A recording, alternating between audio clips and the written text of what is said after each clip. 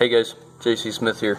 Been a pretty good day. We took a break from the F150 and took a road trip. I got a whole video on that. It's about where we went and what we were doing. It's nothing exciting, just, well, I guess it was exciting to me, but maybe not to you guys. But anyways, I was reading through the comments, and Tom Burgess said that it'd be nice to see what this oil filter looked like inside, and I agree. I wanted to cut it open and just kind of forgot about it, and but anyways, so I took the oil filter, and I've got this Ingersoll. It's a reciprocating saw, air powered. I've got the end of the blade cut off, so I didn't want it to go very deep. I didn't want to spread metal shavings all through this oil filter, so I'm going to I got it cut off now, and I got a clean tub to put it in, little container. So we're gonna take it off and get a look at it and see what it looks like. Now I have to ignore what's on top of this filter because I cut it open with the reciprocating saw. I want to use a pipe wrench and just kind of wring the edge of it and cut it that way, but I just couldn't find I have a pipe wrench big enough, I just couldn't find it. But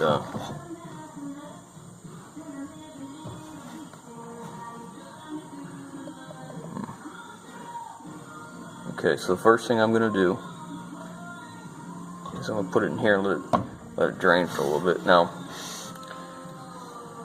this can it's kind of not fair to look inside there because I did cut it open, so there's going to be some metal fragments around the edges, so I'm going to try and wipe all that off before we go anywhere. And then I'm going to dump this oil out and see what we got in the oil. So there you guys can see what we're doing. Well, I'll tell you, that's showing up in there, but that's pretty clean oil. Forgot about that little spring in there. Okay.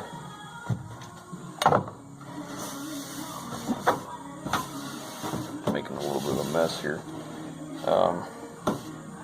You know what? I'm going to have to set this camera up different so we can actually see this, because what I'm going to do is take you out in the sunlight, because there is a glimmer of metal in the bottom, and then I'm going to let this somewhat drain, and we're going to cut the top off and see what we can find. It's glued in there, so getting it apart gently is probably not going to happen, so I'll bring you back as soon as I get it cut. Okay, we're out here in the sunlight, so it'll be a little easier to see. So there's in the bottom, there's some shimmer of metal in the bottom, but it's very minimal. And you have to wonder how much of that is what just cut this can apart, because I wish I could have found that. Alright, so I used a hacksaw on this to try and, this is just paper anyway, so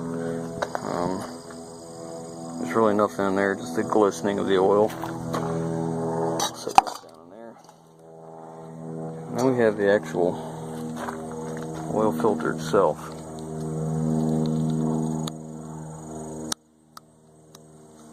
Well, I gotta tell you guys, there's virtually no metal in that filter at all. I don't know if that's going to show up better here or inside.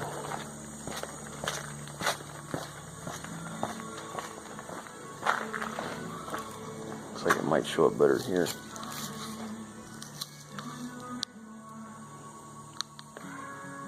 There's nothing in there. See if what I'm seeing is what you guys are seeing. Yeah, there's some dirt in there. Dirt, but no metal. Surprising, isn't it? This is just the glistening of the oil. The sun's reflecting on the oil. There's no metal there. And see, it shows up better there.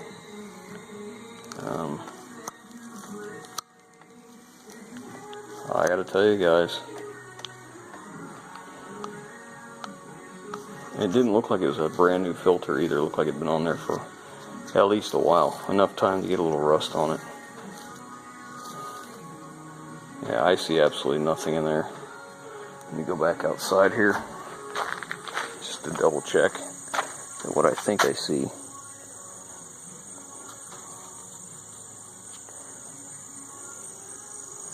Yeah, I mean, dirty oil. That's all it is. Wow.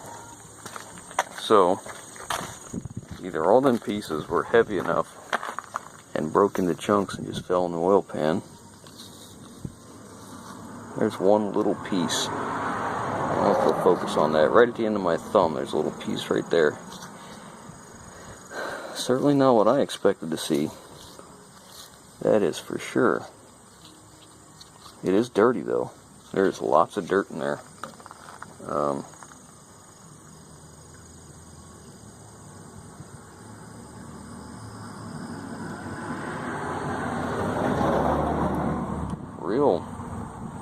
I mean, you can see just a few small amounts of metal in there, but it's not very much. The rest of this is dirt. You know, from that like buildup we saw on the timing cover, that's what most of that looks like. I don't know.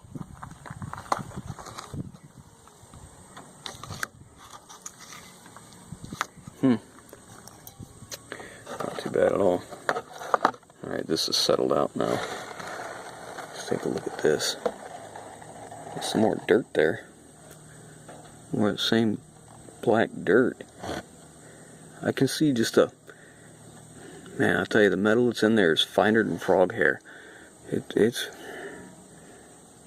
very minimal. I mean, I'm sure that's exactly why the bearings still look good, because that's not bad at all.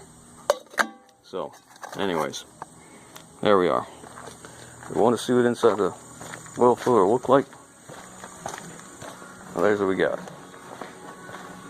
All in all, I gotta say, I don't really know if that's a good thing or if it's a bad thing, because any metal that was in there, we hoped that the oil filter would have caught, but at the same time, the bearings weren't bad, so there must not have been much metal, and what metal was in there probably broke up in large enough pieces that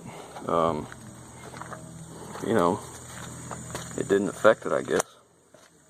I mean, there's some fine metal in there, but well, I gotta tell you, that's so fine. It's definitely not what I would expect to have seen. But anyways, we'll let that settle out. I'll look at it again. I'll kind of see if any metal settles to the bottom, but as far as I'm concerned, that's great. I mean, I guess one thing is, it means that there's not that much metal pumped through the motor, which the bearings look that way anyways. And when I took the cam bearings, the cam caps, there's no real bearing. It's just a cap in aluminum. You know, an aluminum cast head and aluminum cap. And I took them off.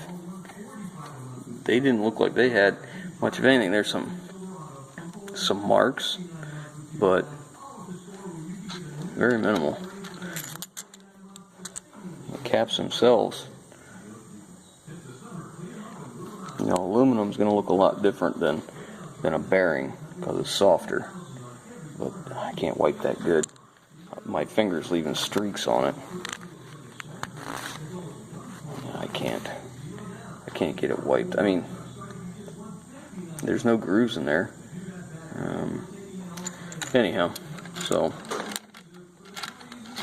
there's where we're at. At least we got a look at it. We saw what it is, and now I got a mountain of parts laying here, and I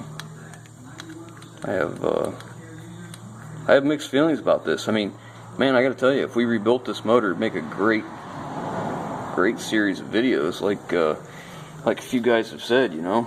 But God, look at all these parts from this thing. In fact, that's not even all of them. Step back here before I step in what's left of that antifreeze. You know, there's all the parts to it, and then there's the engine sitting on the stand. waiting to go. But yeah, I mean, what a great video series that would be if we just went ahead. And if I can find another 5.4 I can use as a core to turn into Ford, you know, I could pick up pretty cheap. I might do that and just hang on to this, because I gotta tell you, I mean, what's it been? I don't know, this is the second 5.4 we've worked on in the last couple weeks, so it's not like we're not going to ever need another 5.4 engine, right? So maybe it's worth keeping that block around and go ahead and put the money in it and rebuild it and have it ready for a truck. Because you know what'll happen then? Somebody will have to go buy another truck that needs a 5.4. That's what'll happen. And it would make, I agree, I think it'd make for some great video. You know, have this thing bored out, whatever this cylinder needs to be bored out, which, you know, I'm not a machinist, but I'd like to tell you that'll clean up with not a whole lot of material taken off, but even so, that would be bore all 8 cylinders, you know, all 8 new pistons, new rings, new connecting rods. If they have to be replaced, they may not. The size might be right. The crank looks good. If it doesn't have to be polished, would be okay there. Or if it doesn't have to be turned, and you know, go through it, oil pump, and you know, hot dip the thing and get it all cleaned up, get it painted, and have an engine ready to go. Because these 5.4s, the thing about these engines is it's all done by VIN number 8, the 8th digit in the VIN. And I'm sure most of you guys know this already, but so in this truck, this was 8 digits of 5. So this will fit F150s, F250s, F350s, Expeditions, Navigators, anything along those lines with 5.4 that has the VIN 5. So, you know, it wouldn't be bad to have around.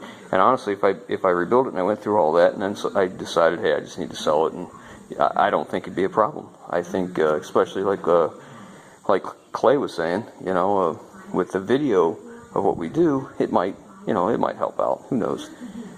I know I'd feel more comfortable if I bought something like this and I had video of a guy and what all he did and what was wrong with it and what he did to fix it. You know, as long as it was done what I thought would be right, I would be less leery about it. But anyways, my point was, I could put this back together with the valve covers on, the timing cover on, the oil pan on, because that'll fit the majority of everything that I would come in contact with. The intakes, some of them are a little bit different. You know, the water pumps I think are all the same on the 5.4s. They may not be, but the accessories might be a little bit different. But I don't know. I haven't decided. You know, I did get, you know, my final quote back from the Ford dealer, and that reman engine is $4,300. That's my cost plus an $800 core. Well, if I could find another one of these that's got a hole in the block, or you know, it's destroyed or whatever, maybe I get lucky. It has a good head. Wouldn't that be nice?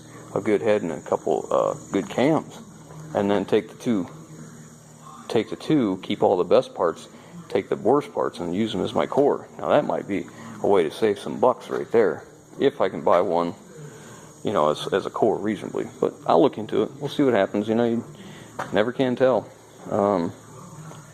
It is what it is. But no progress on this today because we did a road trip.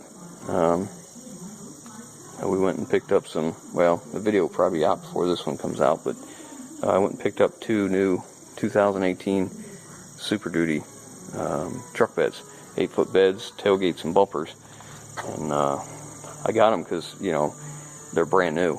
They've never been on the road, never had anything in them. They came off brand new trucks right off the lot. A friend of mine works at a Ford dealer. He's kind of high up towards the owner, and he calls me when they get them. I go out and buy them whenever I can, as long as I can afford them.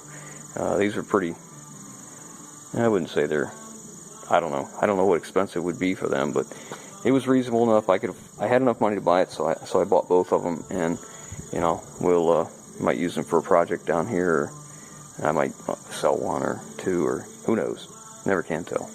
But anyways, so there's our oil filter. Anybody wanted to see it? I was curious, so I guess with that, I'm gonna leave you. I was very surprised. I expected to see more metal, but anyways, guys, I gotta run, and we'll catch you on the next one.